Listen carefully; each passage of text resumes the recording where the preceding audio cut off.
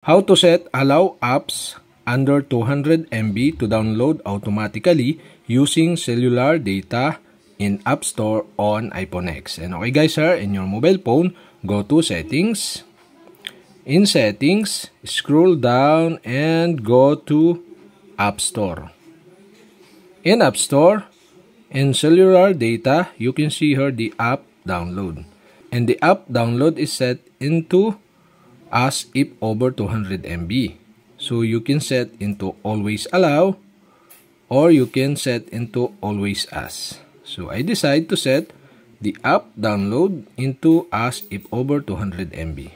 If the set into as if over 200 MB, only allow apps under 200 MB to download automatically using cellular data. And that's it. Okay, we have successfully set allow apps under 200 MB to download automatically using cellular data in App Store on iPhone X.